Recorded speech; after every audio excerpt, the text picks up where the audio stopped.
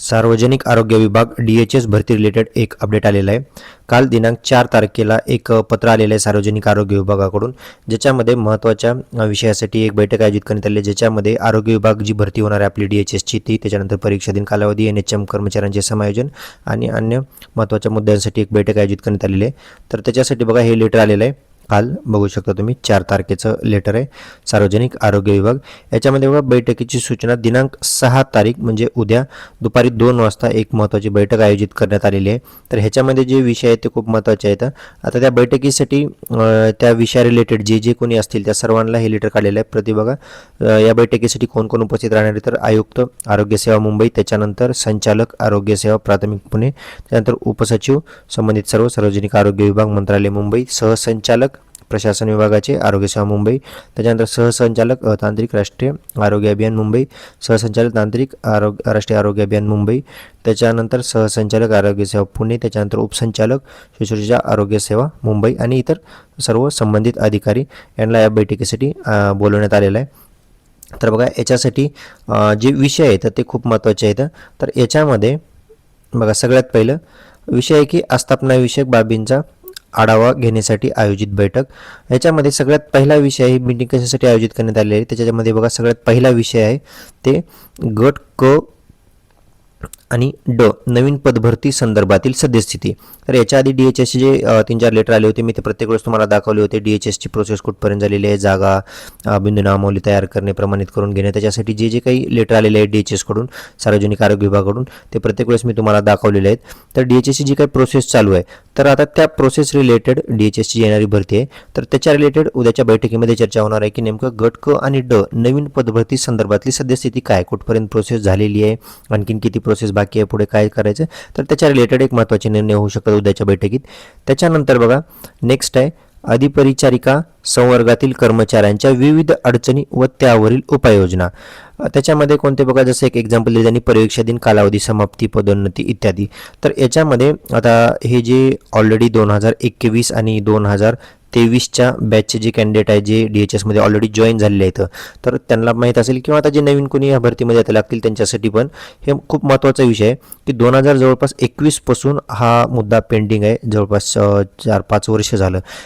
DHSमध्ये एक रूल आहे, त्यांनी एक रूल काढलेला आहे की ज्यावेळेस तुमचं प्रोबेशन पिरियड म्हणजे परीक्षा दिन कालावधी प्रोबेशन पिरियड ज्यावेळेस तुमचा संपतो, तर त्यावेळेस DHS पुन्हा एक एक्झाम घेणार आहे. परत परीक्षा दिन कालावधी संपल्यानंतर DHSमध्ये प्रोबेशन पिरियड संपल्यानंतर त्याच्यानंतर तुमचं कंटिन्युएशन वगैरे मिळेल तुम्हाला.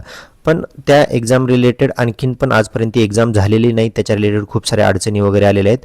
तर त्याच्यामुळे जवळपास 4-5 वर्ष झालं तो मुद्दा एक पेंडिंग पडलेला आहे. जे ऑलरेडी 21 आणि 2023च्या बॅचचे जे कॅन्डिडेट आहेत DHSमध्ये, तर त्यांचे आणखीन पण इन्क्रीमेंट आणि बाकी गोष्टी सर्व अडकून पडलेल्या आहेत. त्यांचं प्रोबेशन पिरियड आणखीन पण कम्प्लिशन त्यांना मिळालेलं नाही. त्याचं कारण म्हणजे ती एक्झाम जी DHSनं रूल काढलेला आहे की प्रोबेशन पिरियड नंतर जी एक्झाम घ्यायची, ती एक्झाम अद्याप झालेली नाही, अजून कधीच ती एक्झाम घेतली पण नाही त्यांनी.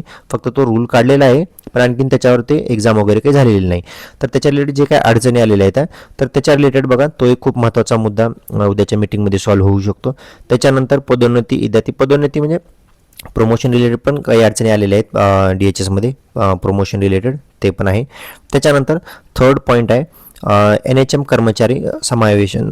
आता NHMचं याच्या आधी पण मी तुम्हाला दाखवलं होतं की NHM कर्मचाऱ्यांना सेवेत सामावून घेण्यासाठी गव्हर्नमेंटकडून जे लेटर आलं होतं, तर त्याच्या रिलेटेड पण उद्याच्या मीटिंगमध्ये निर्णय होईल त्यांना सेवेमध्ये सामावून घेण्यासाठी.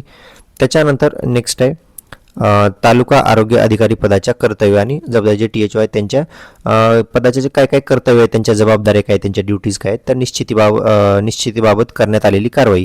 तर त्याच्या रिलेटेड काय कारवाई केली तर त्याच्या रिलेटेड एक उद्या मीटिंगमध्ये चर्चा होईल. त्याच्यानंतर नेक्स्ट आहे जिल्हा हिवताप अधिकारी संवर्गातील हिवताप कर्मचारी यांच्यामधून पदोन्नतीने नियुक्ती देण्यासंदर्भात कारवाई. म्हणजे प्रमोशननं त्यांना पदोन्नती देण्यासाठी म्हणजे प्रमोशन रिलेटेडचा हा विषय आहे. जे जिल्हा हिवताप डिपार्टमेंटमध्ये काम करतात त्यांच्या रिलेटेड हा मुद्दा आहे. तर असे टोटल 5 मुद्द्यासाठी महत्त्वाची बैठक आता उद्या आयोजित केलेली आहे. त्याच्यामध्ये बघा त्यांनी खाली सांगितले की महोदय किंवा महोदया जे काही मीटिंग येणार आहेत, आता वर मी तुम्हाला नाव दाखवले ते सर्व त्यांना की उपरोक्त उपरोक्त विषयाबाबत कळविण्यात येते की उपरोक्त विषयाबाबत म्हणजे हे जे 5 मुद्दे आहेत त्या 5 मुद्द्या रिलेटेड आणि मीटिंगला हे जे सर्व प्रति ज्यांना दिले हे सर्वजण मीटिंगला बोलवलेले आहेत. तर यांना सांगितले की उपरोक्त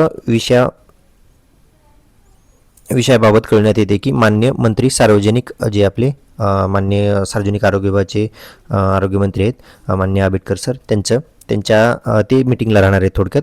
तर बघा कळण्यात येत की मान्य मंत्री सार्वजनिक आरोग्य व कुटुंब कल्याण यांच्या उपस्थित वरील नमूद विषय हे जे 5 मी आता तुम्हाला विषय सांगितले ते बैठक गुरुवार दिनांक 6 तारखेला म्हणजे उद्या दुपारी 2 वाजता 3रा मजला आरोग्य भवन आरोग्य सेवा आयुक्तालय मुंबई जे मुंबईचं आयुक्तालय आहे 3ऱ्या मजल्यावर तिथं आरोग्य विभाग आहे तिथं मुंबई येथे आयोजित करण्यात आलेली आहे बैठक. ठीक आहे. संदर्भीय पत्राची प्रत यासोबत जोडलेली आहे. त्याच्यामध्ये काही संदर्भ पण दिलेला आहे. संदर्भ एक हा वाला की मान्य मंत्री कार्यालयाचे दिनांक 3/8/26 जे पत्र आलं होतं ते संदर्भ त्यांनी जोडलेलं आहे. त्यांनी ते सांगितलेलं आहे. ठीक आहे.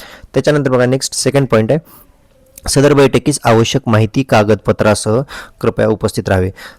जी आवश्यक माहिती किंवा कागदपत्र आहे त्याच्या रिलेटेड ज्या त्या डिपार्टमेंट आता जेवढ्या डिपार्टमेंटला त्यांनी वर मी दाखवलं होतं त्या प्रत्येकानं विषय तर त्यांना सांगितलेले आहेत जे 5 विषय आहेत तर त्या विषया रिलेटेड त्यांचे जे काही महत्त्वाचे कागदपत्र आहेत त्या सर्व माहितीसह तिथं उपस्थित राहायला सांगितलेलं आहे. त्याच्यातला जो पहिलाच मुद्दा होता आपला गट क आणि ड संवर्गातील पदभरतीची सद्यस्थिती.